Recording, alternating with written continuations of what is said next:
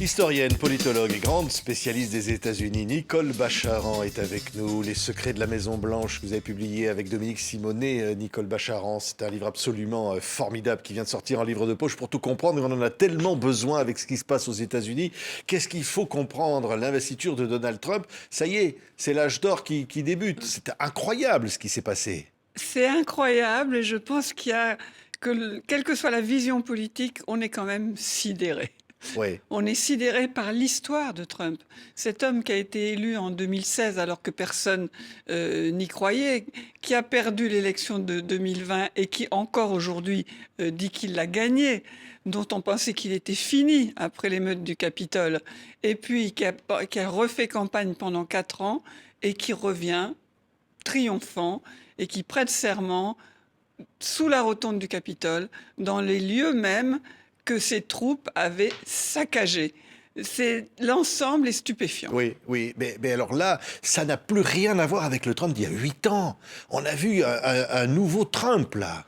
C'est un nouveau Trump et son deuxième mandat ne ressemblera pas au premier. Le premier Trump était sûr d'avoir perdu l'élection. Il n'y croyait pas une seconde, ni lui, ni ses équipes, ni le camp démocrate en face. Et ça veut dire qu'est arrivé à la Maison-Blanche en janvier 2017 un homme qui n'était pas préparé, qui n'avait pas l'habitude de l'exercice du pouvoir, pas l'habitude de diriger une administration et des équipes tout à fait hétéroclites autour de lui, avec certains responsables, disons, traditionnels, d'autres plus idéologues, mais également inexpérimentés. Là, mais ça n'a plus rien à voir.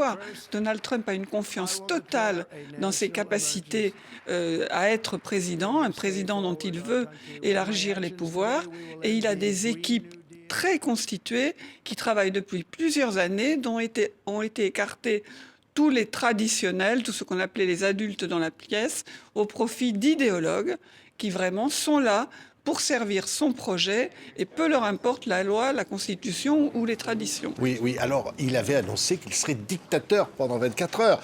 Oh, Nicole, il a tenu promesse. Il a signé les décrets qui décoiffent. La journée d'hier était quand même, là aussi, totalement inédite, alors que le nouvel arrivant signe beaucoup de décrets dans l'après-midi.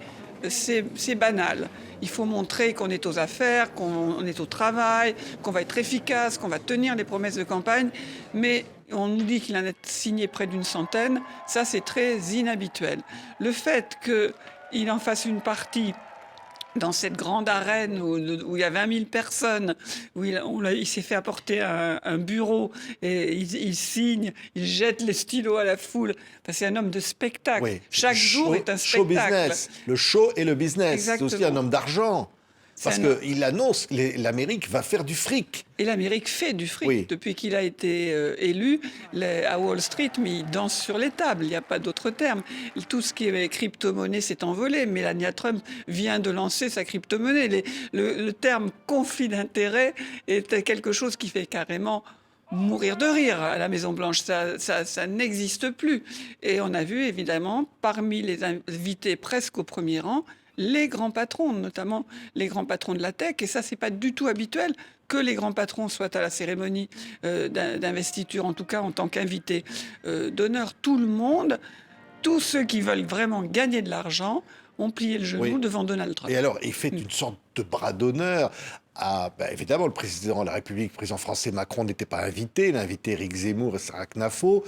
Et il fait un bras d'honneur à beaucoup qui finalement, ils s'en fichent, y compris les droits de douane et le reste. Ils se fichent de ce qui va se passer. Il sort de l'OMS, il sort de l'accord de Paris pour le climat. C'est un bras d'honneur et c'est un projet. Il y a une vraie cohérence, cette fois-ci, chez Trump. Alors, normalement, je vous appelle utiliser ce mot, mais normalement, à la cérémonie d'investiture, il n'y a pas de leader étranger, Premier ministre. Oui, mais là, il y en avait plusieurs. Et pas n'importe lesquels. Tous ceux qui font partie, enfin une bonne partie de ceux qui font partie de ce que Emmanuel Macron a appelé une internationale réactionnaire ou d'extrême droite ou populiste, et qui étaient exclus. Président argentin, la première ministre Salvador, Meloni. Madame Meloni, donc qui étaient exclus, les sociodémocrates et tous les gouvernants centre-gauche, centre-droit. Ça, ce sont pas ses amis. Lui, Donald Trump et Elon Musk à ses côtés veulent favoriser cette fameuse internationale populiste. Oui, alors au-delà de ça, il annonce quasiment un état d'urgence à la frontière mexicaine et le renvoi des immigrés qu'il qualifie de criminels. Est-ce que ça, c'est possible? Alors, état d'urgence à la frontière, état d'urgence sur l'énergie. Et ce terme-là, il a un sens particulier. Quand le président déclare l'état d'urgence, ça lui donne accès à des pouvoirs supplémentaires dans sa manière d'appliquer les lois et également à des fonds financiers supplémentaires. Donc c'est pas juste une figure de style. Maintenant, il nous annonce qu'il va expulser 11 millions de migrants illégaux. Pour les arrêter, pour les rassembler, pour les expulser, ça demande énormément de moyens, énormément de monde, énormément de logistique. Donc ça ne va pas être fait en un jour. Et au-delà de ça, tous ces gens, tous ces 11 millions, ils travaillent. Ils sont des rouages essentiels dans l'économie américaine. Dans les champs en Californie, à l'heure actuelle, il y a à peu près 40% des travailleurs agricoles qui ont disparu parce qu'ils ont peur de se faire arrêter. Et qui dit expulsion d'illégaux qui travaillent souvent dans des conditions très défavorables, dit hausse des salaires. Donc, c'est pas simple. Oui, oui, et puis aussi par les droits de douane aussi, le renchérissement des importations. Donc les choses, et puis aussi, au fond, les décrets, mais il va y avoir des oppositions. Peut-être Évidemment. que tout ça ne va pas passer comme une lettre à la poste. Évidemment. Alors, vous avez les décrets qui vont être contestés devant les tribunaux, comme par exemple les cas de famille où les parents sont illégaux, mais les enfants sont nés aux États-Unis. Donc, ce sont des enfants américains. Donald Trump veut mettre fin au droit du sol, qui est vraiment dans l'ADN des États-Unis depuis leur premier jour. Ça va être contesté au tribunal, mais c'est exactement ce qu'il veut. Il veut des cas judiciaires pour aller jusqu'à la Cour suprême et obtenir gain de cause devant une Cour suprême qui lui est favorable. Et sur les droits de douane, ben évidemment, vous avez raison. Il surtaxe les Canadiens dès aujourd'hui, tous les produits à 25%, ben les Canadiens, ils vont quand même préparer. Et les Chinois. Et les Chinois et l'Europe. On n'a pas encore la chose très précise, mais enfin, ça s'annonce mal. Ben, il va y avoir des réactions en boomerang. Oui, mais on va revoir ces images, cette investiture. Vous disiez, c'est sidérant. Oui. Évidemment, on pense ces images où il danse avec sa femme, son chapeau, ses baisers volés. Oui, le chapeau de Mélania, c'est toute une affaire, visiblement. Oui, et de tout ça, il ressort quoi? C'est qu'on n'avait pas l'impression que c'était une investiture ordinaire. C'était une émission de télévision, c'était Hollywood, c'était quoi? C'est une émission de télévision. Vous savez que pendant son premier mandat, Donald Trump disait à ses équipes, faites de chaque jour de cette présidence un show télé. Il fallait qu'il se passe quelque chose, il fallait que ça soit spectaculaire, il fallait que ça attire l'attention des médias et du public. Et hier, effectivement, tout y était. Et cette rotonde du Capitole choisie parce qu'il faisait très froid, c'est vrai, très froid. Mais c'est pas la première fois qu'il fait très froid à Washington un 20 janvier. C'était aussi peut-être une manière pour Donald Trump de ne pas être déçu par la foule, par le nombre, qui serait peut-être pas si impressionnant que ça. Là, il y avait 600 places, donc ma foi, on était tranquille. Et puis quand même, le lieu que les émeutiers du 6 janvier 2021 ont saccagé. Souvenez-vous du chaman avec ses oreilles de muson. Ils sont graciés, ils sortent de prison aujourd'hui. Souvenez-vous de cet homme qui portait un t-shirt à la gloire de Auschwitz. Enfin, c'était grave, c'était pas des plaisantins. Et bien voilà où Donald Trump a prêté serment. Oui, et alors au-delà, il y avait l'image symbolique, la présence de Joe Biden, de Kamala Harris, des anciens présidents Obama. Il n'y avait pas Madame Obama, Non, il y avait pas Bill par hasard. Clinton et Hillary Clinton d'ailleurs, et qui a souri d'ailleurs à un moment quand il a parlé du canal du Panama. Oui, et le canal du Panama également de renommer le golfe du Mexique, golfe d'Amérique. Oui. Mais Mais c'était franchement, pas un peu humiliant pour Joe Biden, par exemple, d'entendre ce président dire avant ça a été une catastrophe et puis avec moi on va tout restaurer et que l'Amérique est en ruine? c'était épouvantable.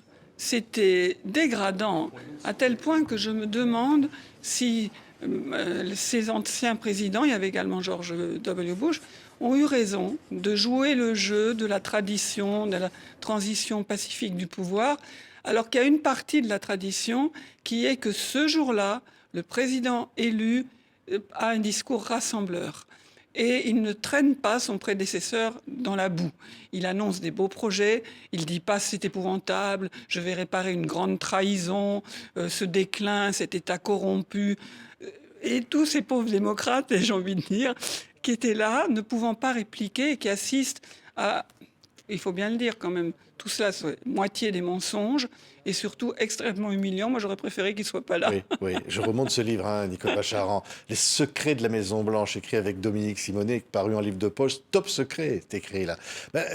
On n'a pas fini de découvrir qui est réellement Donald Trump. Alors, pourtant, on avait l'impression de bien le connaître. On a l'impression qu'il a récupéré les clés, il revient, que son absence était un peu anormale et qu'il reprend la main là. Ah, c'est sûr qu'il reprend la main, c'est lui le chef, c'est lui qui décide. Si on regarde ses équipes, on voit qu'il y a des gens qui ne sont pas tout à fait d'accord entre eux, mais il y a une personne qui va trancher, et c'est Donald Trump. Alors d'un côté, je pense que ce mandat sera tout autre que le premier, parce qu'il sera beaucoup moins limité. L'autre chose, c'est que malgré tout, on connaît cet homme-là. Il ne va pas changer. Souvenez-vous des optimistes de 2017 qui nous disaient « Ah, mais tu verras, la fonction fait l'homme, il va se calmer ». Non, il ne va pas se calmer, il va nous faire du Trump à grande échelle, pensant que ce sera son dernier mandat. Il veut marquer l'histoire, il l'a déjà marqué, donc on n'est pas au bout de nos surprises, Oui. dans ses actions en tout cas. Comme par exemple quand il dit il n'y a que deux sexes. Ça, c'est un message très fort anti-wokiste, on va dire. Ah oui, Il et veut ça mettre la fin du wokisme. Hein. Ça l'a beaucoup aidé dans sa campagne électorale, parce qu'il faut bien reconnaître que le wokisme, c'est un mot qui simplifie peut-être un peu, mais enfin c'est allé très très loin, mais très très loin dans les excès. Je me souviens d'infirmiers qui rentrent dans une chambre d'hôpital, qui voient une personne d'un certain âge et qui, plein de bonne volonté, lui dit « Quel est votre prénom ? Vous préférez elle, il, yel ?» Et les gens disent « Mais de quoi tu me parles ?» Donc c'est vrai qu'il y a eu vraiment des excès, le sentiment qu'il y avait une élite démocrate complètement déconnectée de la préoccupation première qui était quand même celle du pouvoir d'achat. Maintenant, dire par décret il n'y a qu'un homme, une femme, ça va se jouer sur quoi? Sur les passeports, mais c'est déjà le cas. Il n'y a pas de troisième possibilité sur les passeports. Mais au-delà de ça, ça va jouer dans l'armée. Parce que dans l'armée, il n'y aura plus de personnes transgenres. Et il n'y aura plus d'aide médicale, si vous voulez, financée par l'armée pour les transitions. Mais à part ça, pour ce qui est des programmes scolaires, ça ne dépend pas du président. Donc c'est un affichage qui reflète un ras-le-bol d'une partie de la population face au wokisme. C'est un affichage assez angoissant parce que les transgenres, ils sont peut-être pas nombreux, mais ils existent bien. Mais ça ne va pas bouleverser le quotidien. Oui, oui. Alors, quelques mots tout de même de ce qu'il a dit dans son discours. Donald Trump, il a dit « Je veux qu'on retienne, je serai un homme de paix et qu'il n'y aura pas de guerre. » Et c'est vrai que dans son premier mandat, il n'y a pas eu de guerre. Et là, il dit, et il se félicitait, il a fait applaudir les otages israéliens libérés juste avant son arrivée. Et puis, il promet résoudre la guerre en Ukraine. Est-ce qu'on peut se dire, là, peut-être qu'avec la fermeté, la force qu'il a, il peut obtenir des choses? Je suis persuadée en tout cas qu'il ne veut pas la guerre et qu'il veut mettre fin aux guerres. C'est pas du tout un homme qui a envie d'appuyer sur un bouton nucléaire ou autre. La seule chose, c'est la paix à quel prix? Et je crains fort que pour l'Ukraine, ce soit l'Ukraine qui paye le prix fort d'une entente ou d'une compréhension entre Vladimir Poutine et Donald Trump. Et c'est vrai qu'on ne peut pas nier que pour les otages israéliens, disons qu'il y avait 90% du chemin qui était fait vers l'accord, mais il manquait ces 10% qui étaient la poussée de Donald Trump. Donc, je veux dire, s'il nous offre des belles surprises pendant ce mandat, on ne va pas les refuser. Hein. Oui, oui. Il dit, ça peut paraître logique aussi pour certains, les États-Unis ne veulent plus payer. Alors, on ne veut plus payer pour l'accord de Paris, pendant que les Chinois polluent, on ne va pas handicaper notre industrie pour ça. Et on ne veut plus payer pour l'OMS, on ne veut plus payer pour tous ces trucs qui sont, dit-il, des escroqueries. Oui, mais c'est un peu réducteur, disons. Prenons l'OMS. La première conséquence, c'est que les États-Unis retirent leur budget, qui est à peu près 1 milliard en faveur de l'OMS. C'est vrai que l'OMS a été partiale au début de la pandémie de Covid en faveur de la Chine, aucun doute là-dessus. Mais l'OMS, c'est aussi les vaccinations, c'est aussi les recherches, c'est aussi la lutte coordonnée contre les pandémies. Et qu'est-ce qu'on voit? On voit la Chine qui arrive en disant Nous, on reste dans l'OMS, c'est important. Nous, on reste dans l'accord de Paris, c'est important. Donc la Chine autoritaire, pour pas dire plus, de Xi Jinping se présente en leader remplissant le vide laissé par les États-Unis. C'est l'un des effets boomerang de ce mois d'abord américain. Oui, et le mois d'abord, alors aussi, je le disais, sur l'environnement, sur le réchauffement climatique, les accords de Paris, il en sort, il veut la voiture pour les Américains, pas de voiture électrique, enfin, ils choisiront, finalement, il arrête tout ça. Il arrête tout ça. Le dérèglement climatique, il n'y croit pas. Et dans les moments où il admet qu'il y a peut-être quand même des choses qui se passent, il dit ce sont, vous savez, les grands cycles géologiques, etc. Chaque fois qu'il fait froid, il ne l'a pas dit hier, mais c'est bizarre. Chaque fois qu'il fait froid, il dit alors il est où ce réchauffement, ce réchauffement climatique. Donc, comme les mesures en faveur de l'environnement, des investissements pour les énergies renouvelables, etc., tout cela avait été fait essentiellement par décret, par Obama, par Biden, il l'a défait hier par décret. Ça, c'était facile à faire. Maintenant, est-ce que ça va rentrer dans les mœurs aussi facilement que ça? Vous avez beaucoup d'industries, l'industrie automobile, mais aussi même le pétrolier, qui se sont réorientés vers des investissements et des pratiques qui, pour le véhicule électrique, pour les éoliennes, et vous avez des lobbies pétroliers, grand soutien de Trump, qui font en sous-main à la Maison-Blanche qui font dire qu'il ne faut pas arrêter les investissements publics pour les énergies et les technologies du futur. Parce que là, nous, on travaille là-dessus, on a avancé, mais ça ne peut pas encore vivre tout seul. Oui. Donc ça ne va pas être aussi simple que ce qu'ils nous annoncent. Mais en tout cas, les États-Unis qui se désintéressent de la lutte planétaire contre le dérèglement climatique, ça ne peut pas être une bonne nouvelle. Oui, mais ça va avoir des conséquences évidemment sur l'Europe, sur la France, sur sa politique. Et on peut dire aussi qu'il y a un effet Trump. Il peut y avoir un effet Trump en France qui va booster peut-être certains populistes ou changer la donne politique ou faire que on va plus faire de la politique de la même manière. Mais c'est déjà le cas quand même. Je trouve que ça ne peut que s'amplifier. Le côté extrêmement brutal, extrêmement insultant, la manière de piétiner l'adversaire plutôt que d'avoir une discussion, c'est déjà malheureusement en France le cas dans une partie de nos partis. Maintenant, c'est vrai que Trump, il est triomphant. Il est à la mode. Donc certains se sentent pousser des ailes à l'extrême droite. Il n'a pas souhaité faire inviter Jordan Bardella, Marine Le Pen, certainement pas assez libéraux pour lui. Mais c'est vrai que le choix d'Éric Zemmour, Marion Maréchal, on verra ce que l'avenir dira. Mais enfin, ça paraît pas être forcément les plus porteurs pour un avenir politique en France. Mais il n'y a aucun doute qu'un tel triomphe, ça donne des idées à beaucoup d'autres à l'étranger. Oui, et est-ce qu'il faut, entre guillemets, s'inquiéter d'une influence américaine sur les prochaines élections en France? On voit évidemment Elon Musk, on voit l'intelligence artificielle, l'avance qui est prise là-dessus, et que finalement, l'Amérique redevient un peu l'arbitre du jeu. L'Amérique redevient l'arbitre du jeu et d'une façon malveillante à l'égard des démocraties européennes. C'est ça le problème, parce qu'au fond, une influence américaine telle que le plan Marshall ou d'autres moments, oui, certes, c'était une forte influence, mais qui avait des effets bénéfiques.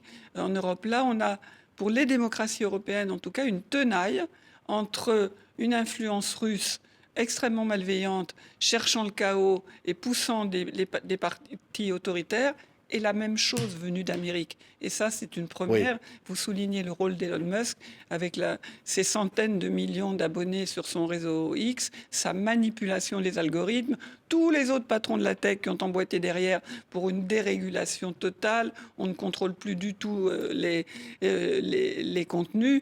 Et la puissance financière de Musk, oui, les élections européennes, ça va être compliqué. Mais un mot, puisque voilà, c'est vrai que ce geste de Musk qui a pu être interprété comme un salut nazi par certains, il a démenti ça hein, sur son réseau X.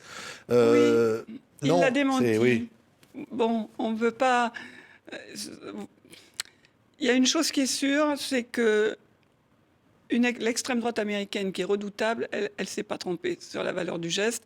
Et si le geste ne reflète pas exactement la volonté de Musk à ce moment-là. Il y a une chose qui est bien claire, c'est son soutien au parti d'extrême droite allemand Alternative für Deutschland, la fameuse AfD, qui sont des néo-nazis. Donc là-dessus, Musk, il est clair quand même sur ses choix. Merci beaucoup, Nicole. Les secrets de la Maison-Blanche est publié en édition de poche avec Dominique Simonet. C'est formidable, hein, vraiment.